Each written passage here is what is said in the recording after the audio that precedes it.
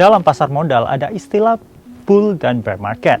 Biasanya di kondisi ini bisa dipakai sebagai acuan dalam mengambil strategi yang tepat sebelum berinvestasi. Istilah bull dan bear market ini juga berlaku di area instrumen investasi atau trading lain seperti forex dan kripto. Yang saat ini lagi tren loh. Tapi apa kamu sudah paham apa saja sih sektor rekomendasi dalam bull dan bear market? Jumpa lagi bersama aku, Alvin, di Overheard Stocks Nanovest. Di episode kali ini kita akan kupas tuntas mengenai sektor rekomendasi dalam bull dan bear market. Istilah bull dan bear bagi pelaku pasar modal pasti sudah tidak asing lagi ya. Istilah bull ini diambil dari banteng yang menyerang dengan cara menyeruduk dari bawah ke atas. Sementara itu, bear itu diambil dari beruang yang mencakar lawannya dengan gerakan dari atas ke bawah. Istilah bull dan bear relevan dengan pasar modal. Bull adalah ketika suatu kondisi indeks harga saham naik, sedangkan bear merupakan kondisi ketika indeks harga saham itu turun. Pasar saham sendiri bersifat fluktuatif dan jarang banget itu stagnan. Itulah sebabnya suatu indeks harga saham hampir memiliki periode bullish atau bearish. Ada beberapa hal yang disinyalir menjadi periode terjadinya kondisi bull dan bear.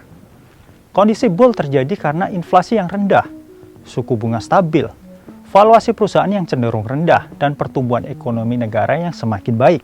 Sedangkan kondisi bearish terjadi karena inflasi yang tinggi, suku bunga yang tidak stabil, nilai mata uang yang fluktuatif, dan juga perekonomian negara yang kurang baik. Jika kamu sudah paham mengenai kondisi bullish dan juga bearish, maka kita bisa masuk ke tahap berinvestasi.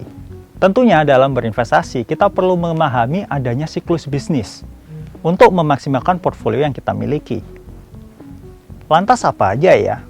Siklus bisnis dalam berinvestasi ada 4 fase. Yang pertama itu adalah fase siklus awal.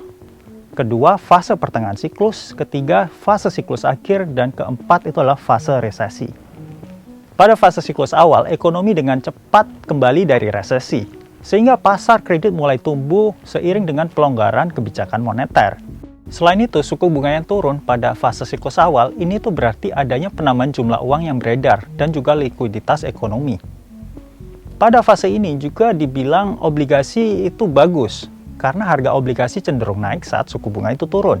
Selanjutnya ialah fase pertengahan siklus. Fase ini cenderung menjadi yang terpanjang dari 4 siklus bisnis ini. Pada fase ini ekonomi lebih kuat, namun pertumbuhannya lebih moderat. Suku bunga juga berada pada titik terendah dan pendapatan perusahaan berada pada siklus terkuatnya. Sektor terbaik di sini itu termasuk industri, teknologi informasi, dan bahan dasar. Yang ketiga adalah fase siklus akhir.